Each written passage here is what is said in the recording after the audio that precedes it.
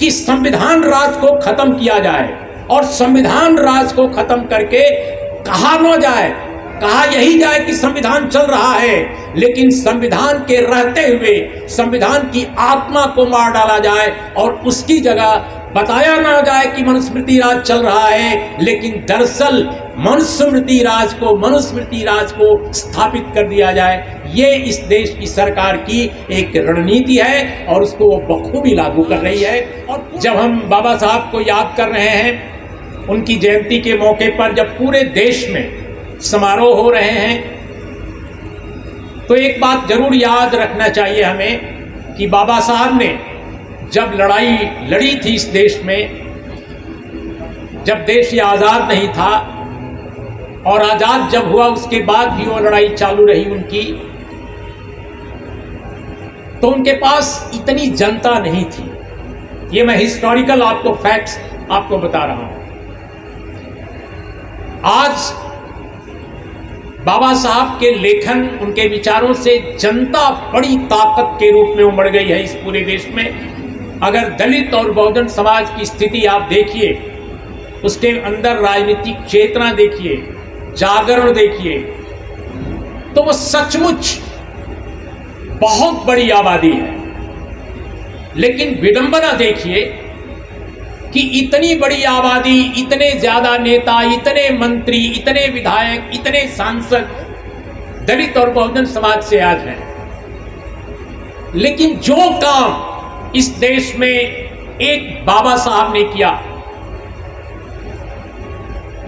अकेले, वो आज कोई न तो कर पा रहा है, बल्कि उनके किए हुए कामों को हमसे छीना जा रहा है और कोई कुछ नहीं कर पा रहा है। लोग तमाशा देख रहे हैं। तो आज के समय की जो सबसे बड़ी विडंबना है, सबसे बड़ी ट्रेजेडी है कि इस देश में, इस समाज को इतनी बड़ी रोशनी देने वाले बाबा साहब भीमराव अंबेडकर इकलौते व्यक्ति थे पूरे उस आज़ादी की लड़ाई के दौरान जो अपनी धारा को रिप्रेजेंट कर रहे थे, और संविधान सभा में भी वो अपनी धारा के इकलौते व्यक्ति थे।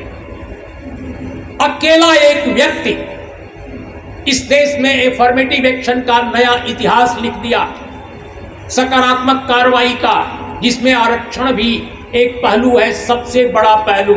और आज आप देखिए कि वो आरक्षण नियोजित तरीके से, सुनियोजित तरीके से लूटा जा रहा है, छीना जा रहा है। लेकिन इतने सारे लोग जो बाबा साहब का नाम लेकर, कई लोग तो शपथ लेते हैं, कई लोग बाबा साहब का नाम लेकर चुनाव में उतरते हैं, और कई लोग चुनाव जीतने के बाद मंत्री बनते हैं, फिर भी ये संविधान के रहते हुए, बाबा साहब की स्मृतियों के रहते हुए, यही जो हमारा आरक्षण है वो हमसे लूटा जा रहा है। सारे वे पब्लिक जो इंस्टीट्यूशंस हैं, सारी वे जो लोग उपक्रम हैं, उनको डिस्ट्रॉय किया जा रहा है या प्राइवेट हाथों में उनको बेचा जा रहा है। आप कल्पना कर सकते हैं, ये कोई मामूली काम नहीं है। इस देश में जितने आप पढ़े लिखे लोग देखते हैं, दलित समाज से, आदिवासी समाज से, बहुजन समाज से, ओबीसी कम्युनिटी से, वे सारे लोग, ये मैं जनरलाइज नहीं कर रहा हूं, ये it's not a generalisation, it is a matter of fact, वो डॉक्टर बी.आर. अम्बेडकर के प्रयासों के कारण है। अगर सार्वजनिक क्षेत्र है, पब्लिक सेक्टर है, तो बाबा साहब के कारण है। वो अगर रिजर्वेशन है तो बाबा साहब के कारण है। ओबीसी को भी जो रिजर्वेशन आया वो अभी बाबा साहब के कारण आया। ये बाबा साहब के कारण आया, ये बात बहुत सारे हमारे ओबीसी के मित्र नहीं समझते। लेकिन दोस्तों, मैं आपको बताऊंगा कि भारतीय संविधान की जो सभा थी, संविधान सभा, उसमें जो आर्टिकल 340, ये जो आर्टिकल 340 है, जिसने ओबीसी के रिजर्वेशन का दरवाजा खोला, वो बाबा साहब के प्रयासों के कारण ही संविधान में इंट्रोड्यूस की गई। और उसी 340 के आधार पर जब आज़ादी मिली भारत को, जब संविधान सभा बैठी और संविधान सभा ने जब कॉन्स्टिट्यूशन रखा, तो आर्टिकल 340 उसमें शामिल हुई। और 340 के कारण ओबीसी के रिजर्वेशन का रास्ता खुला और तब काका कालेलकर आयोग बना, जिसकी वजह से और ज्यादा उसको एक तरह से मट्ठा डाल दिया उस पूरे प्रयासों में, जो भी प्रयास संविधान सभा में किए गए थे, और रिजर्वेशन को अमली जामा नहीं पहनाया जा सका। फिर लंबे समय के बाद जब मंडल कमीशन आया तब जाकर ओबीसी को रिजर्वेशन मिला, वह भी काफी लड़ाई के बाद। लेकिन ये बात मैं इसलिए कह रहा हूं कि ये 340 अगर न होता तो भारत में ओबीसी के रिजर्वेशन का रास्ता ही नहीं बना होता, क्योंकि इंटायर जो कांग्रेस पार्टी थी, आज की कांग्रेस की बात नहीं कर रहा हूं, उस समय की, उसमें कोई भी इस रिजर्वेशन के बहुत पक्ष में नहीं था। ये सिर्फ और सिर्फ डॉक्टर BR अम्बेडकर के प्रयासों से हुआ। और मजे की बात यह है कि यह भी बहुत कम लोग जानते हैं, क्योंकि अंबेडकर साहब के प्रति, ठीक है, कोई जरूरी नहीं कि सब लोग रिसर्च करेंगे, सब लोग पढ़ लेंगे, ऐसा भी जरूरी नहीं है, लेकिन जो बेसिक जानकारियां हैं वो अपने समाज में जरूर होनी चाहिए। और इसके लिए जरूरी है कि हम स्टडी सर्किल चलाएं, हम शिविर चलाएं, सेमिनार करें, लोगों को बताएं कि दरअसल यह भी एक अजीब वाकया है कि नेहरू कैबिनेट से, जवाहरलाल नेहरू की कैबिनेट से बाबा साहब BR अम्बेडकर ने जो कानून मंत्री के रूप में इस्तीफा दिया था, वो 10-12 पेज का लंबा इस्तीफा उनका है। और अगर आप इस्तीफे को पढ़ें, बाबा साहब के त्याग पत्र को पढ़ें कैबिनेट मंत्री के रूप में, तो वो केवल हिंदू कोड बिल को लेकर नहीं है, जिसको लेकर ज्यादातर इतिहासकार लिखते हैं, ज्यादातर कमेंटेटर या ज्यादातर राइटर समझते हैं कि it was only because of Hindu code bill. No, ये केवल हिंदू कोड बिल को लेकर इस्तीफा उनका नहीं था। उस समय की सरकार की मुकम्मल जो पूरी कंप्लीट जो उनकी नीतियां थी, उससे असंतोष के कारण था। और बाबा साहब ने अपने इस्तीफे में 3 कारण गिनाए थे। बहुत सारी बातें थी, लेकिन 3 पॉइंट बड़े उन्होंने बनाए थे। पहला, हिंदू कोड बिल, जिसमें सरकार की तरफ से उनको समर्थन नहीं मिला। नेहरू सरकार डर गई अपने ही अंदर बैठे कंजर्वेटिव्स के साथ, कंजर्वेटिव से। आज भी आप देख रहे हैं कि कांग्रेस के अंदर ही बहुत सारे लोग हैं जो कांग्रेस की नई नीतियों का विरोध कर रहे हैं, आप देख रहे हैं। तो डॉक्टर अंबेडकर को जब लगा कि ये काम नहीं हम कर पाएंगे, ये नहीं होने देंगे, उन्होंने एक मुद्दा ये बनाया अपने इस्तीफे का। दूसरा जो मुद्दा बनाया था उन्होंने आर्टिकल 340 को, बाबा साहब ने साफ शब्दों में कहा कि ओबीसी, उस समय ओबीसी नहीं कहलाता था, ओबीसी ये बहुत बाद में ये शब्द आया। उन्होंने ये कहा था कि समाज के पिछड़े वर्गों को आर्टिकल 340 के तहत जो कमीशन बनना चाहिए था, हमारे लाख कहने के बावजूद सरकार ने कमीशन नहीं बनाया। और इस तरह से उन्होंने इस मुद्दे पर भी अपने त्याग पत्र को केंद्रित किया। और तीसरा जो पहलू था वो फॉरेन पॉलिसी का इशू था, विदेश नीति का। और वो खास तौर पे उसमें पाकिस्तान का भी सवाल उठा था और जम्मू कश्मीर के भी सवाल को उठाया था बाबा साहब ने। तो इन चीज़ों को आप जब तक नहीं समझेंगे, हमारे जो नौजवान हैं, नई पीढ़ी है, तब तक वो बाबा साहब को पर्सपेक्टिव में, पूरी एक परिप्रेक्ष्य में नहीं समझ पाएंगे कि वो कितने बड़े विचारक थे।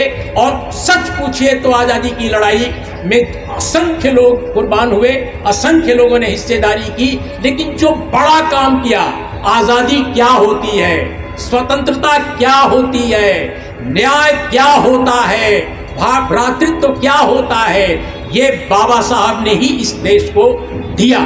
बाबा साहब की जो वैचारिकी है, बाबा साहब ने जो राजनीतिक और सामाजिक चेतना के स्तर पर इन चीज़ों को पहली बार आम जनता की भाषा में, वो भले ही अंग्रेजी में लिख रहे हों या अंग्रेजी में बोल रहे थे, लेकिन जो उनके कंसेप्ट थे, उनकी जो धारणाएं थी, वो ऐसी थी जो आम आदमी को समझाने पर आराम से समझ में आती हैं। और ये जो न्याय की बात उन्होंने की, आप देखिए प्रियम्बुल जो अपने देश का है, भारत के संविधान का, हमारे संविधान में बहुत महान भी है और बहुत गड़बड़ भी है।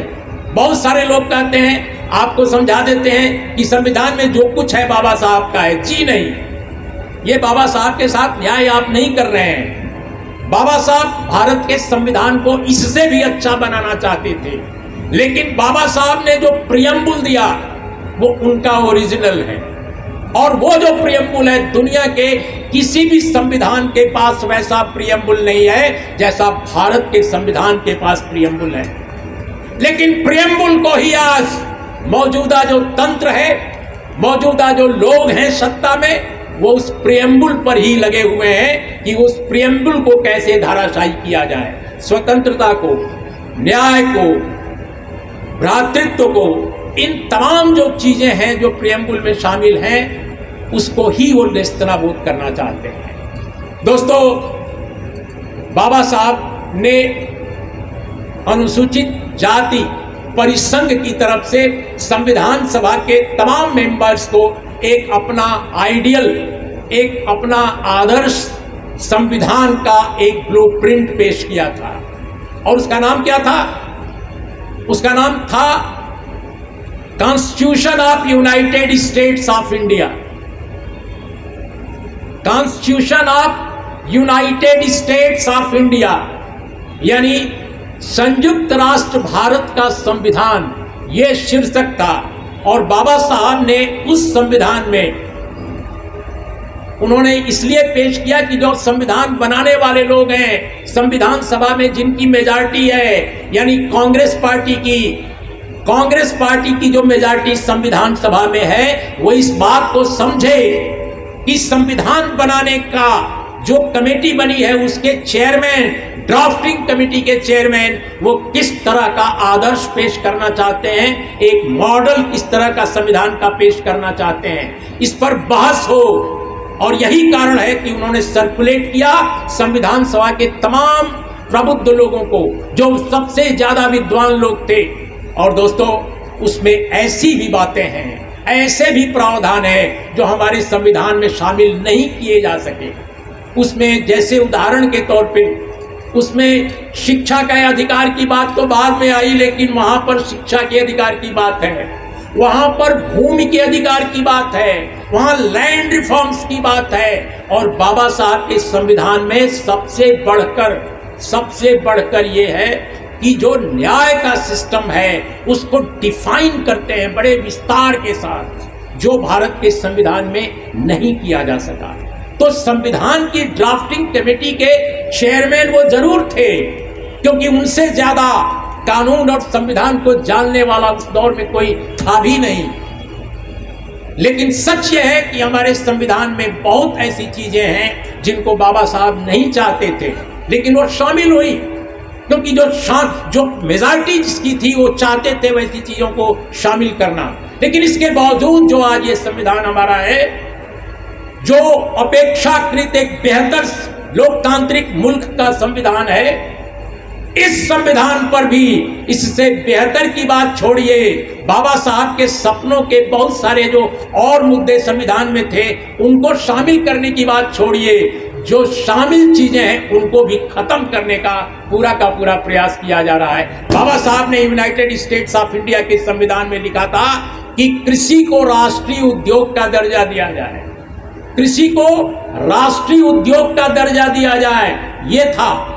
इसके अलावा उन्होंने कहा था कि जितने लोग उपक्रम होंगे, पब्लिक सेक्टर के जितने संस्थान होंगे, उनको कभी प्राइवेटाइज नहीं किया जा सकेगा, यह भी शामिल था।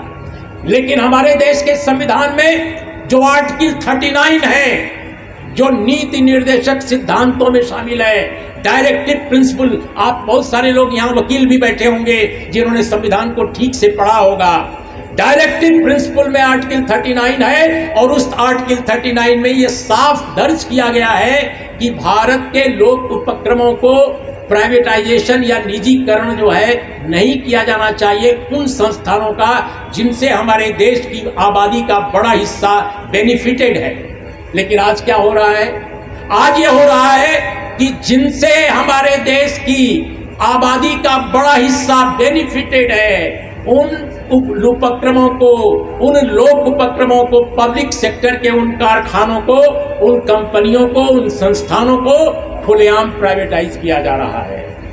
हम जानते हैं कि जितने देश के बड़े पूंजीपति हैं, जो इलेक्टोरल बॉन्ड से लेकर और पर्दे के पीछे अपार अकूत संपत्ति, अकूत धन मौजूदा सत्ताधारियों को दे रहे हैं, वो एक तरफ उनके हाथ में पब्लिक सेक्टर की कंपनियां दे रहे हैं और दूसरे हाथों से वे दलित, आदिवासी और ओबीसी समाज का, उसके हितों का कत्ल कर रहे हैं। कैसे कत्ल कर रहे हैं दोस्तों? याद कीजिए, आप जितने लोग आज पढ़े लिखे दिखाई दे रहे हैं, वे सब लोग, उनके माता पिता कहीं न कहीं पब्लिक सेक्टर में उन्होंने काम किया होगा या सरकारी नौकरी में शुरू में रहे होंगे, या मान लीजिए अगर किसान या दूसरे और पेशों में वो हैं तो भी उनको पब्लिक सेक्टर से या सरकार की उन नीतियों से जो पब्लिक इंटरेस्ट की हैं उनसे कोई ना कोई फायदा मिला होगा, सरकारी स्कूलों से, सरकारी अस्पतालों से।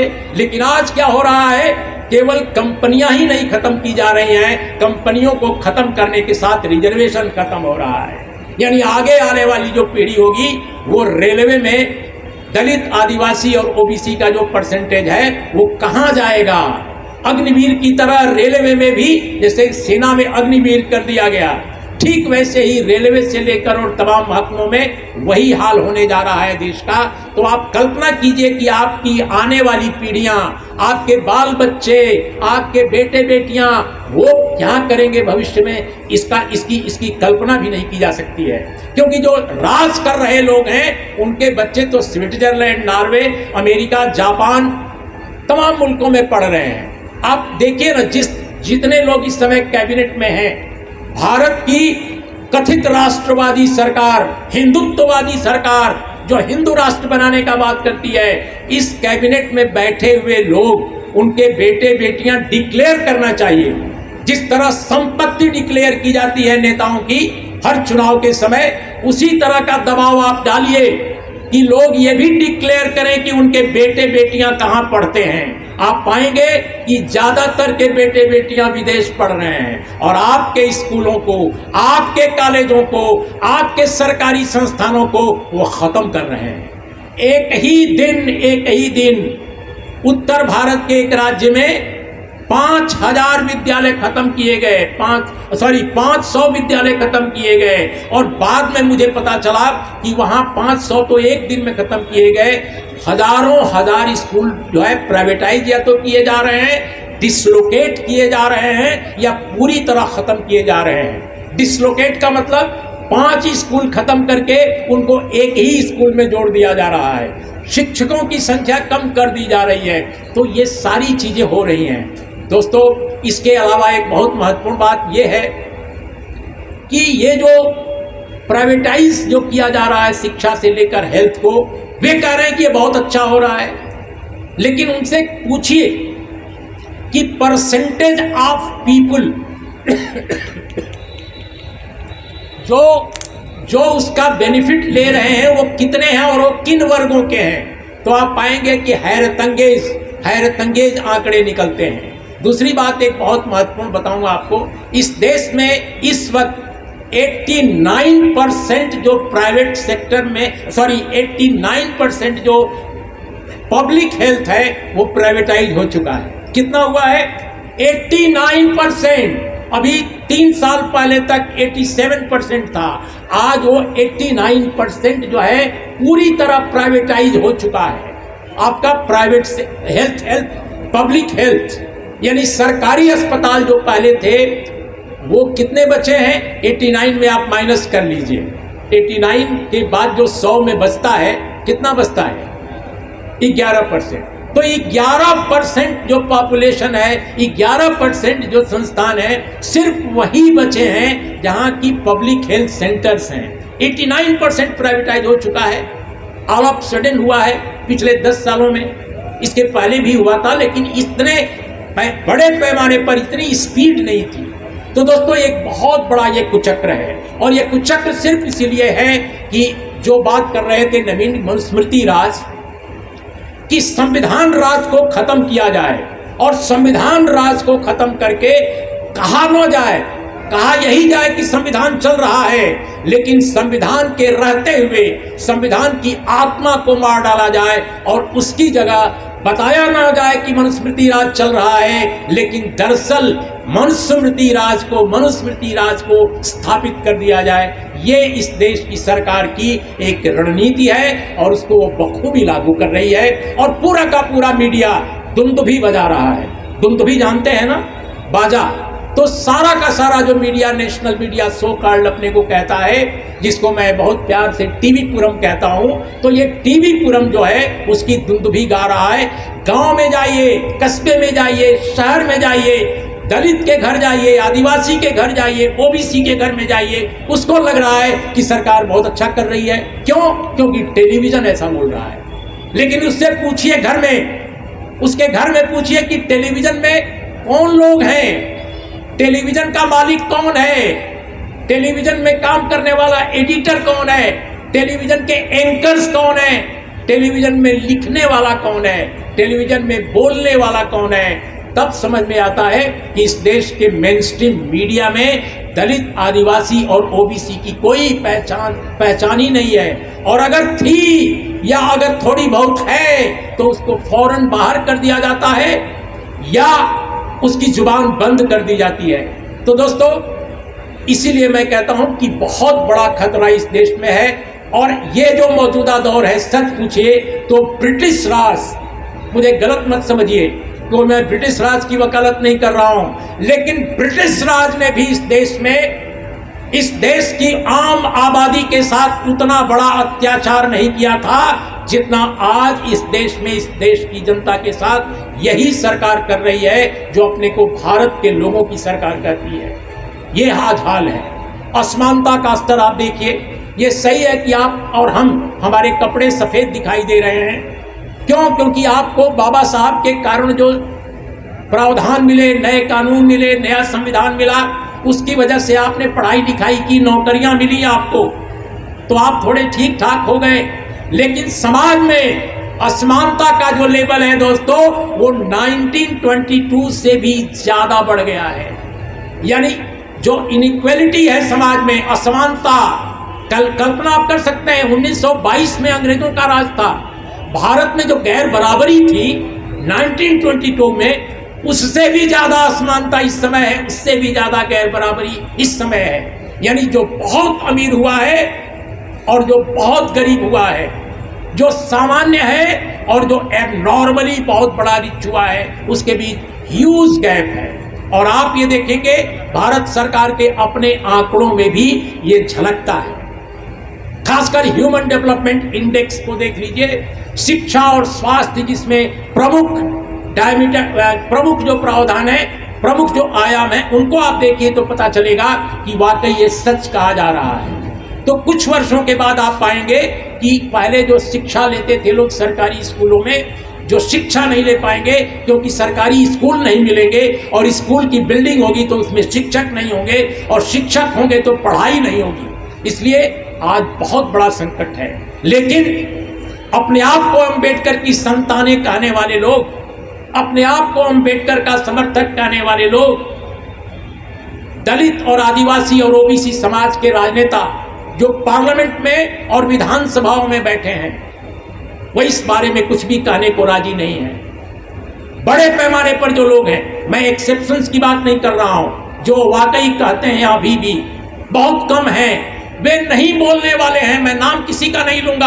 आप ही के प्रदेश का एक बहुत बड़ा अपने आप को महान दलित नेता कहने वाले एक सज्जन हैं जो इस कैबिनेट में बैठे हैं। वो टिकट मांग रहे थे, उनको टिकट भी नहीं मिला, उनको टिकट भी नहीं मिला, और वो कैबिनेट मंत्री हैं। आप उनसे पूछिए कि कितनी बार दलित, आदिवासियों और ओबीसी के हाथों से जो स्कूलिंग छीनी जा रही है, उनके हेल्थ सर्विसेज छीनी जा रही हैं, उनकी नौकरियां छीनी जा रही हैं, उनके पब्लिक सेक्टर को खत्म किया जा रहा है, उनके बारे में आपने अपने प्रधानमंत्री जी से, अपने गृह मंत्री जी से, अपनी सरकार के बड़े ओहदेदारों से कितनी बार बात की।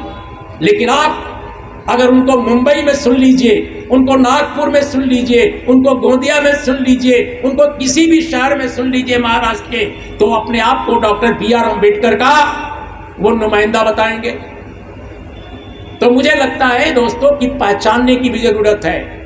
इसलिए आज की तारीख में दोस्तों, मैं बार बार जब ये बात कहता हूं कि उस दौर में जब अंग्रेजी राज था, उस समय चाहे वो लेबर लॉज हो, महिलाओं के अधिकारों का सवाल हो, सारा का सारा जो वायसराय की एग्जीक्यूटिव काउंसिल थी उसमें रहकर डॉक्टर बी आर अम्बेडकर ने इंट्रोड्यूस किया, ऐसे ऐसे कानून बनवाए डॉक्टर बी आर अम्बेडकर ने। काउंसिल के मेंबर होकर मंत्री का दर्जा था, जो कल्पना नहीं की जा सकती, लेकिन आज सारा कुछ छीना जा रहा है। अब बहुत सारे हमारे उत्तर प्रदेश में दलित, आदिवासी, ओबीसी के अपने को नुमाइंदे कहने वाले कुछ लोग हैं, वो कहते हैं कि अम्बेडकर साहब ने कहा था कि आंदोलन नहीं करना है, एजिटेट नहीं करना है, आंदोलन नहीं करना है। बहुत सारे ऐसे लोग हैं जो अपने को बहुजनवादी कहते हैं, उन्होंने कहा नहीं, सड़क पर उतरने की जरूरत नहीं है, सड़क पर उतरने की जरूरत ही नहीं है, आपको अधिकार कानून देगा। अरे बाबा, डॉक्टर बी आर अम्बेडकर ने उस दौर में कही थी बात जब कानून का राज स्थापित हुआ था भारत में, लेकिन साथ में डॉक्टर बी आर अम्बेडकर ने यह भी कहा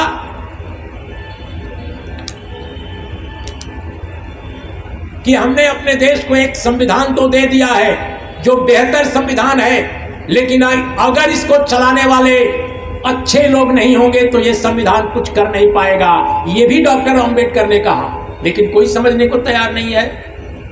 और अगर कहते हैं कि डॉक्टर बी आर अम्बेडकर ने कहा था कि सड़क पर मत उतरो, आंदोलन मत करो, नुकसान हो जाएगा, तो बाबा साहब का तो नारा ही था educate, agitate, organise, educate, agitate, organise. ये है ना, गलत तो नहीं कह रहा हूं? तो ये तो नारा बाबा साहब का था। और कितनी बार सड़कों पर उतरे, पानी का सवाल हो चाहे किसी भी अन्य मसलों का सवाल हो, कितनी बार उतरे। लेकिन अंबेडकर साहब को गलत ढंग से परिभाषित करने की हमारे और आपके बीच में कोशिश भी करने वाले लोगों की तादाद कुछ कम नहीं है। इसलिए दोस्तों, मैं सचमुच आप सभी लोगों का बहुत आभारी हूं, और मुझे अच्छा लगता है कि आप लोग नकली नेताओं को अपने बीच में नहीं बुलाते हैं, हम जैसे साधारण पत्रकारों को बुलाते हैं। आप लोग अपने पैसे से ये सम्मेलन करते हैं। हमारे उत्तर प्रदेश और बिहार में अक्सर नेताओं को बुलाते हैं लोग सम्मेलनों में, जो झूठ बोलते हैं और सिर्फ झूठ बोलते हैं, जो डॉक्टर बी आर अम्बेडकर का नाम लेते हैं, उनकी मूर्तियों पर माला पहनाते हैं, लेकिन डॉक्टर अम्बेडकर को कभी पढ़ते ही नहीं है। डॉक्टर बी आर अम्बेडकर ने क्या जीवन जिया, कैसा जीवन उनका था, क्यों इतने बड़े व्यक्ति बने, कैसे उन्होंने पूरी दुनिया को प्रभावित किया। आज कोलंबिया हो, चाहे जर्मनी हो, चाहे कोई भी दुनिया का मुल्क हो, भारत से अगर कोई भी व्यक्ति भारत से अगर जाना जाता है जीनियस के रूप में, तो वो डॉक्टर बी आर अम्बेडकर है। तो आखिर क्या वो बात थी? क्योंकि वो आदमी सच्चा था, क्योंकि वो आदमी ईमानदार था, क्योंकि वो आदमी तरफदार था, क्योंकि वो आदमी जानता था कि दुनिया कैसे बदली जा सकती है। और माफ कीजिएगा, वो इसलिए जानते थे क्योंकि उन्होंने विदेशों में भी पढ़ाई की थी, सिर्फ यहाँ नहीं पढ़े थे।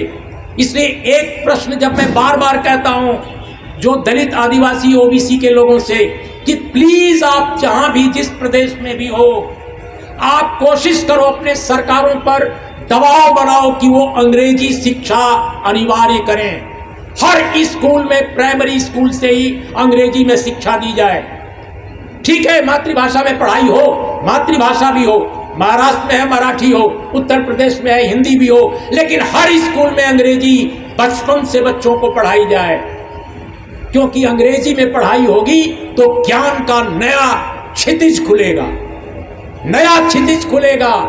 क्योंकि अंग्रेजी में जितना लिटरेचर है, अंग्रेजी में जितना ज्ञान है, अंग्रेजी में जितना लिबरेटेड होने की संभावनाएं हैं, पोटेंशियल है, कूप मंडूकता का जो ये समंदर, जो ये दलदल है, जो सिर्फ आपको कुछ ही भाषाओं में भारत की मिलता है, उसके मुकाबले अंग्रेजी में ज्ञान का बहुत बड़ा विपुल भंडार है। और जो दलदल है, जो वहाँ पर गलीज चीजें हैं, वो अपेक्षाकृत कम है।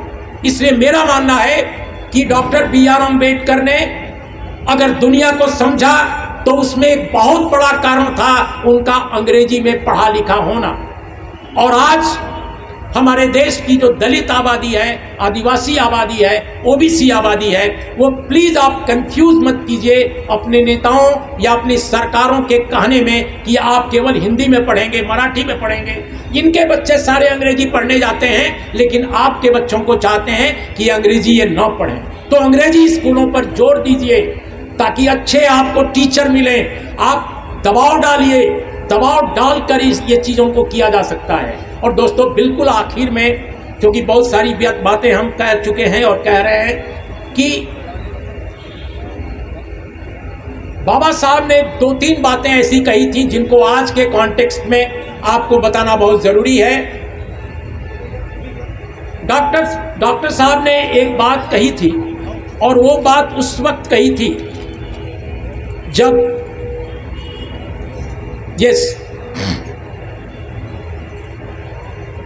यस उनकी एक बहुत मशहूर किताब है डॉक्टर बी आर अम्बेडकर की, और वो किताब है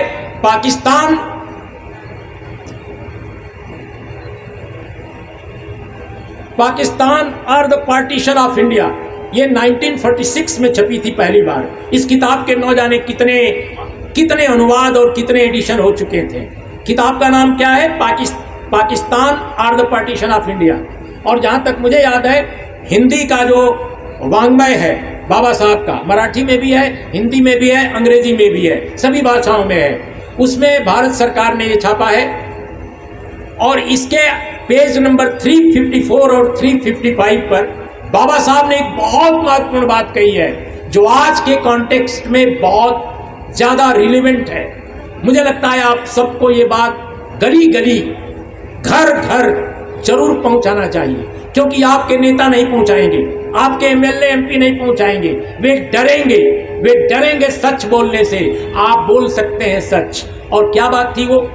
ही से, मैं कोट करता हूं बाबा साहब को, if Hindu Raj become a fact it will no doubt be the greatest calamity for this country and society. Hindu Raj must be prevented at any cost. ये किसकी आवाज है? डॉक्टर बी आर अम्बेडकर की आवाज है दोस्तों। उसका मैं हिंदी अनुवाद करके आपको कहता हूं।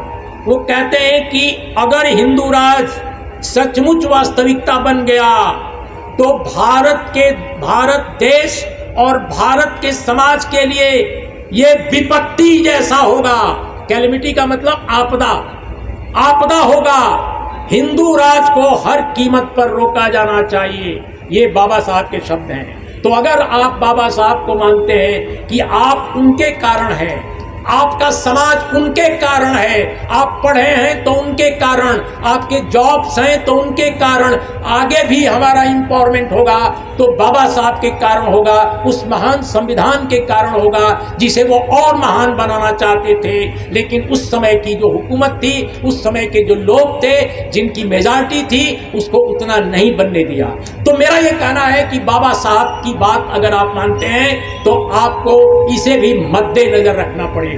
और बिल्कुल आखिर में मैं 4 आशंकाओं को लेकर अपनी बात खत्म करता हूं। बाबा साहब ने बहुत सारी आशंकाएं जाहिर की थी कि भविष्य का भारत कैसा होगा, भविष्य में भारत के सामने क्या क्या संकट आ सकते हैं। उन्होंने जो 4 बातें कही थी वो बड़ी महत्वपूर्ण है, क्योंकि आज वो सच हो गए।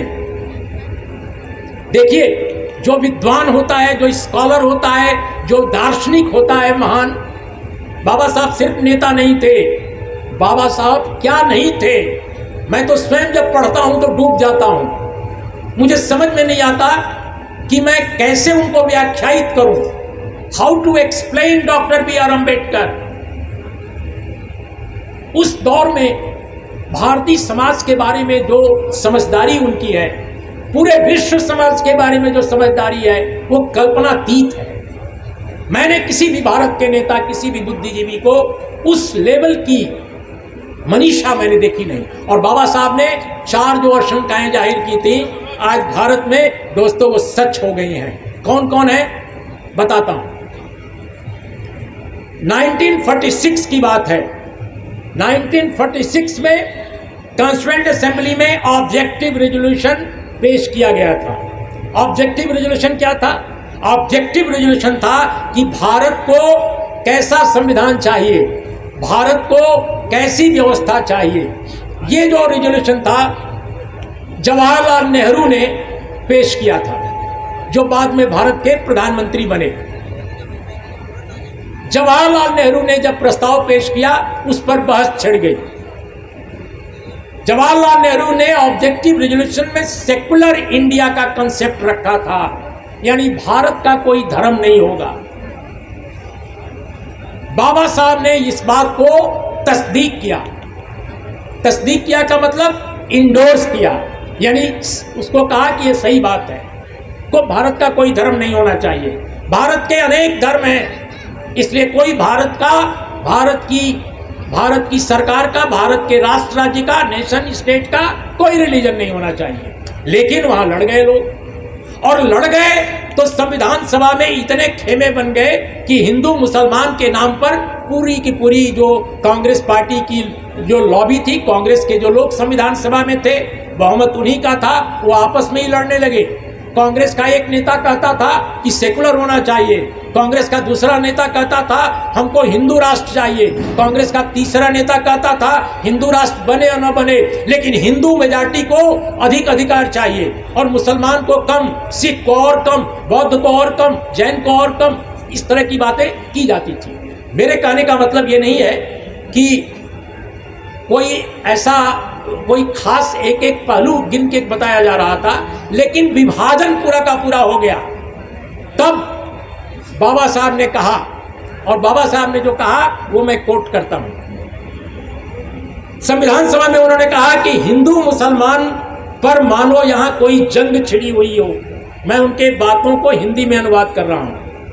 हिंदू मुसलमान पर मानो यहां कोई जंग, लड़ाई छिड़ गई हो। ऐसा लगता है कि ये जंग खत्म ही नहीं होगी। लेकिन दोस्तों, अगर आप जंग को खत्म नहीं करोगे तो ये देश बर्बाद हो जाएगा। आज जो आप यहां कर रहे हो वो सड़कों पर होगा, समाज के अंदर होगा, इसलिए आप ऐसा मत कीजिए। भारत को बर्बाद होने से बचाइए, ये बाबा साहब ने कहा था। आज क्या हो रहा है दोस्तों? 2024 में भारत की कैसी तस्वीर दिखाई दे रही है? आप समझ रहे हैं ना मेरी बात?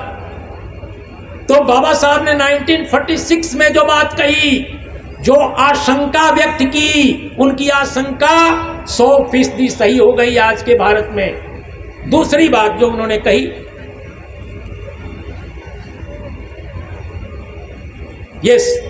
उन्होंने एक बात कही थी, बड़ी महत्वपूर्ण बात, इसको भी बहुत कम लोग जानते हैं, बहुत कम लोग इसको देखे हैं। बाबा साहब ने कहा कि हमने आर्टिकल 324 में संविधान के देश में चुनाव कराने के लिए एक चुनाव आयोग बना दिया है। ये पूरी तरह स्वतंत्र है। कैसा है? पूरी तरह स्वतंत्र है चुनाव आयोग। लेकिन अचरज की बात है कि चुनाव आयोग में कौन चुना जाएगा, कैसे चुना जाएगा, इसका हमने कोई नियम नहीं बनाया।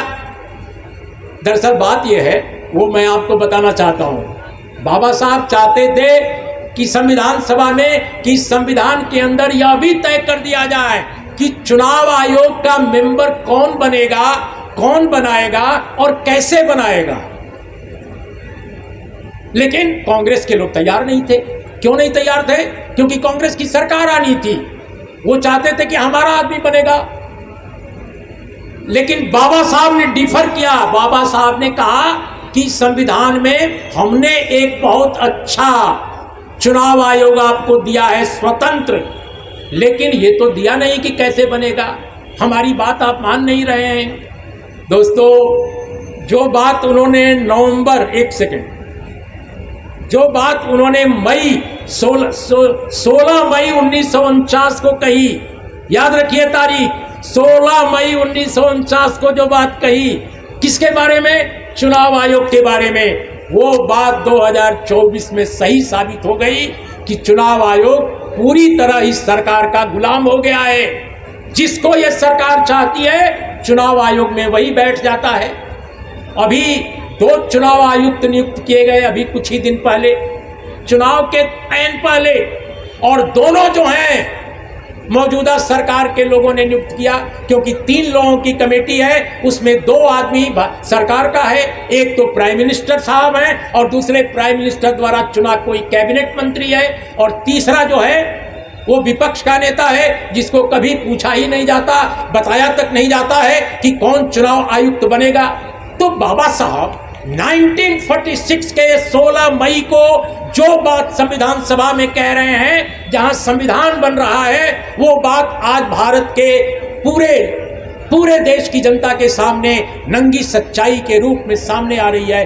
क्या अद्भुत मेधा है, क्या अद्भुत प्रतिभा है और क्या अद्भुत दूरदर्शिता है, लेकिन किसी ने नहीं मानी बात। तो भारत के दुर्भाग्य की जो बात है कि दरअसल भारत का दुर्भाग्य यह भी है कि अकेला व्यक्ति था जिसके पास कोई बड़ा समूह नहीं था, बड़ी पॉलिटिकल पार्टी नहीं थी जो संविधान सभा में 50 आदमी भी रखी हो, अकेला आदमी। लेकिन देश के बारे में वो आदमी बोल रहा है, समाज के बारे में बोल रहा है, डेमोक्रेसी बचाने के लिए बोल रहा है, केवल सच और सच बोल रहा है, कोई राजनीति नहीं कर रहा है वो आदमी।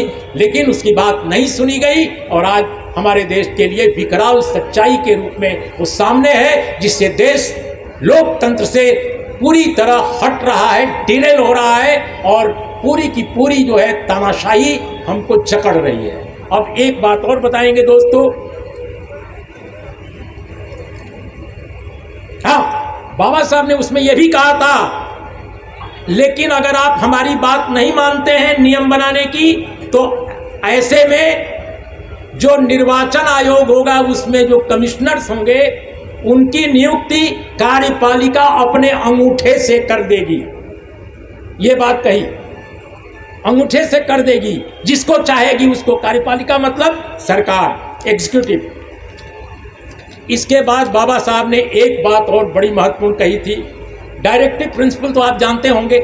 आज हम बाबा साहब पर केंद्रित कर रहे हैं, केवल बाबा साहब को ही याद कर रहे हैं कि क्या क्या बाबा साहब ने ऐसा कहा जो अद्भुत था और जो भारत में सच हो रहा है। बाबा साहब ने डायरेक्टिव प्रिंसिपल के बारे में कहा। डायरेक्टिव प्रिंसिपल में दोस्तों बहुत सारे हैं, आप तो जानते हैं, बहुत सारे लोग। मौलिक अधिकार है, डायरेक्टिव प्रिंसिपल है, 2 बड़े बड़े पहलू हैं हमारे संविधान के। तो उसमें आर्टिकल जो एक है वो यूसीसी का है। यूसीसी का मतलब समान नागरिक संहिता, जिसको आरएसएस वाले, भारतीय जनता पार्टी वाले कहते हैं कि इसको सबसे पहले लागू करेंगे और किसी को बाद में। अभी वो उत्तराखंड में लागू कर दिया और इसको पूरे देश में लागू कर रहे हैं। इसके आधार पर हिंदू, मुसलमान, सिख, ईसाई, बौद्ध जैन सब में डिवीजन क्रिएट करने जा रहे हैं। और ये भी भारत में डिवीजन जब समाज का होता है तो समाज के अपने जो मसले हैं पीछे छूट जाते हैं, ये तो सब जानते हैं जो असल मसले हैं। तो बाबा साहब ने कहा कि यूसीसी को आप शामिल कर रहे हैं, ठीक है, कोई बात नहीं, लेकिन माइनॉरिटीज के कंसर्न्स को अगर एड्रेस नहीं किया गया तो यूसीसी वैसी हालत में लागू कोई पागल सरकार ही करेगी। ए मैड गवर्नमेंट, अंग्रेजी में कहा मैड गवर्नमेंट, तो उसको मैं हिंदी कहता हूं पागल सरकार। दोस्तों, मैं मौजूदा सरकार को पागल सरकार नहीं कह रहा हूं, माफ कीजिएगा, मैं नहीं कह रहा हूं। जो सरकार ऐसा कर रही है, बाबा साहब ने ये बात कही थी नवंबर 1948 में। कहाँ कही थी? संविधान सभा में। अब आप सोचिए ये सरकार कैसी है। मैं नहीं कह रहा हूँ, ये बाबा साहब के शब्द हैं कि कोई पागल सरकार ही ऐसा करेगी, लेकिन वो कर रही है सरकार आज। ये भी तीसरी बात उनकी सच हो गई। और चौथी और अंतिम बात जो मैंने पहले ही पढ़कर सुना दिया था कि हिंदुत्व जो राज की बात उन्होंने करी, वो कैसे इस देश के लिए विपत्ति होगी, इसका मामला भी बाबा साहब ने उसी समय उठाया। और बिल्कुल चलते चलते बाबा साहब ने एक बात कही थी दोस्तों, और मैं समझता हूं कि उसको आज कहने की ज़रूरत है, और उसी को कहकर मैं अपनी बात आज ख़त्म करूंगा। जस्ट एक सेकेंड।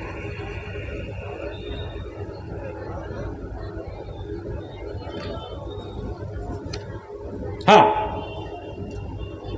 25 नवंबर 1949 का वो महान भाषण जिसको बाबा साहब ने संविधान सभा में दिया था और उनका आखिरी भाषण था।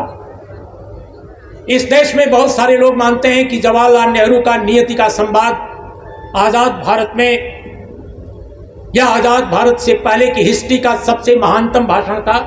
दोस्तों, मैंने नेहरू जी का वो भाषण कम से कम 100 बार पढ़ा है। नेहरू जी का मैं आदर करता हूँ। मैं किसी भी बड़े राजनेता का निरादर नहीं करता हूँ, खासकर जो आज़ादी की लड़ाई में पार्टिसिपेट किया हूँ। मैं सबका आदर करता हूँ, लेकिन 100 बार मैंने नेहरू जी का वो भाषण सुना है, नियति का संवाद।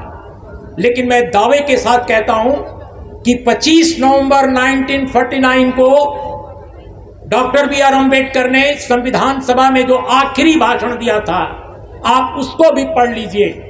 आप पाएंगे कि बाबा साहब के 25 नवंबर 1949 के भाषण के आगे नेहरू जी का भाषण बहुत हल्का दिखता है, बहुत हल्का दिखता है। इसमें नेहरू जी की कोई मैं बेइज्जती नहीं कर रहा हूं, जो सच है उसका सिर्फ बयान कर रहा हूं। लेकिन उसकी चर्चा बहुत की गई, क्योंकि सारे विचारक कांग्रेस रिजिम में एक ही वर्ग के थे, सारी यूनिवर्सिटीज में पढ़ाई वही लोग कराते थे, सारे प्रोफेसर उन्हीं के बनते थे। 25 नवंबर 1949 का भाषण तो सच पूछिए भारत के लोगों को 90 के दशक के बाद ठीक से पढ़ने और समझने का मौका मिला।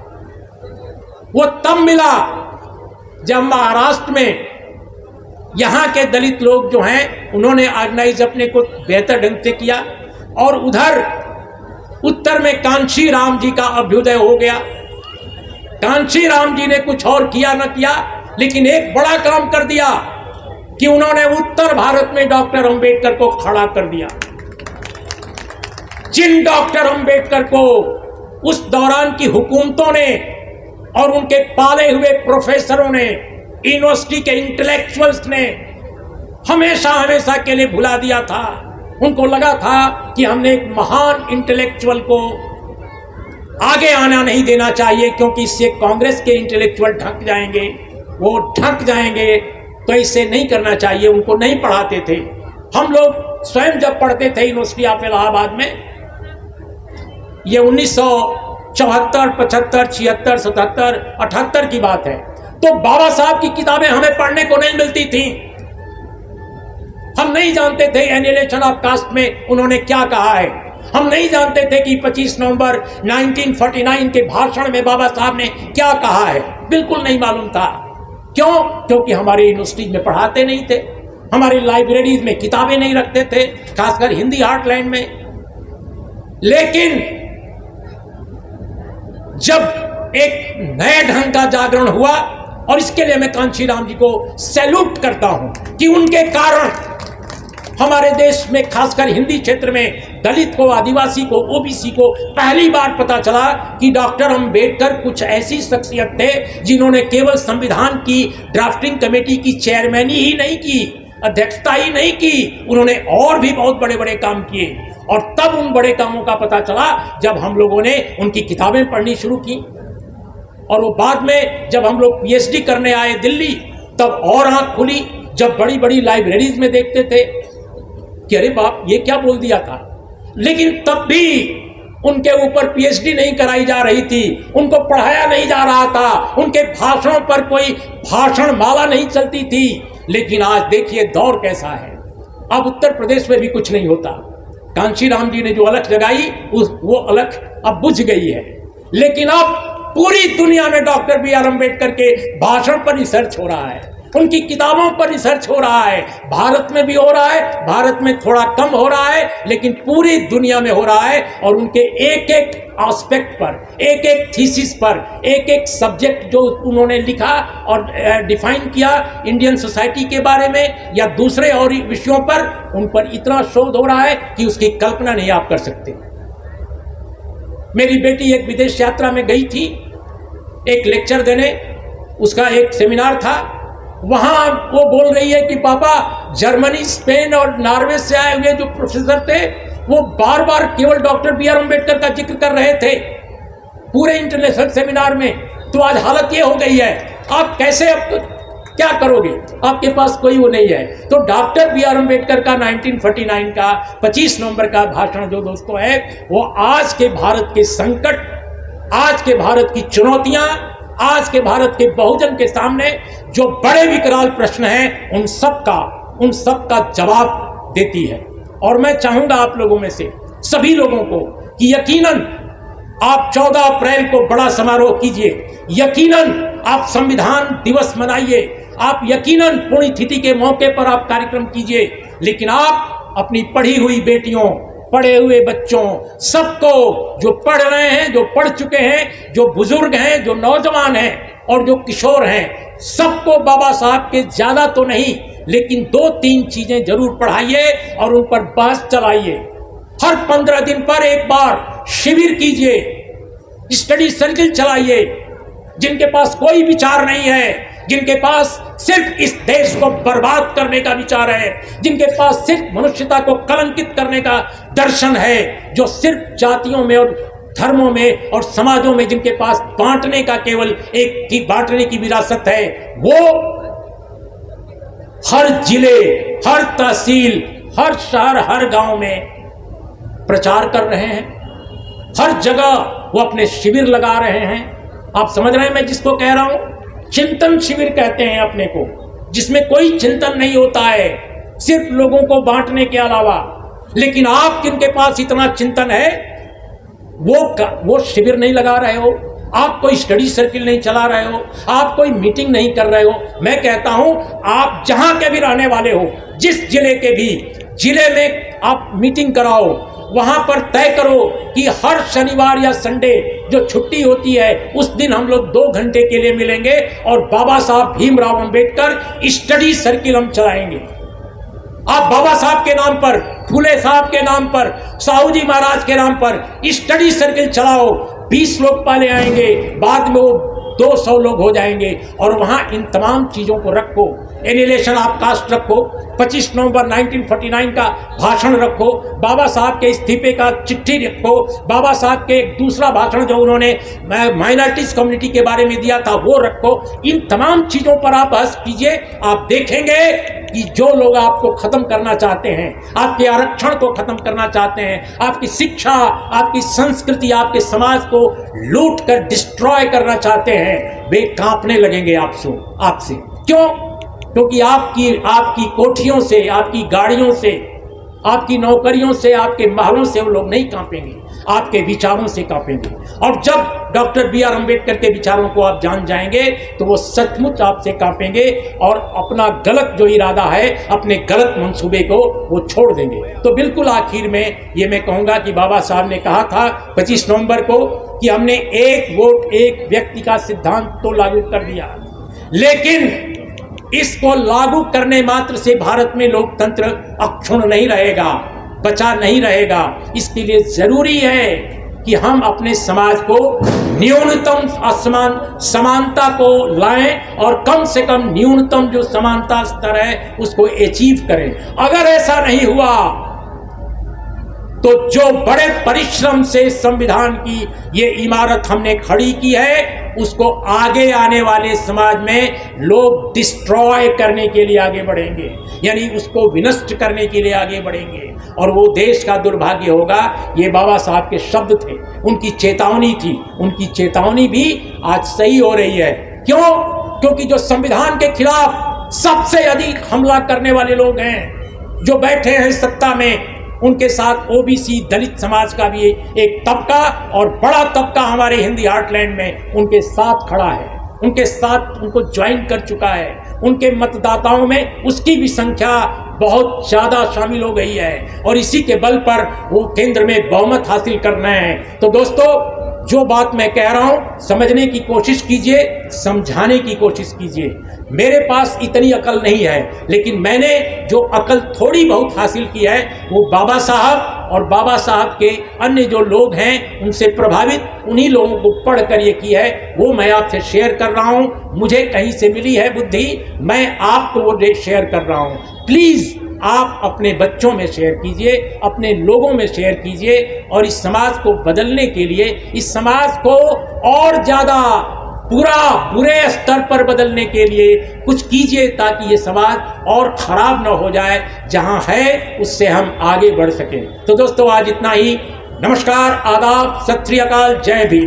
नेशनल चौपाल लगातार मनुवादी ताकतों के खिलाफ काम कर रहा है और काम करते रहेगा।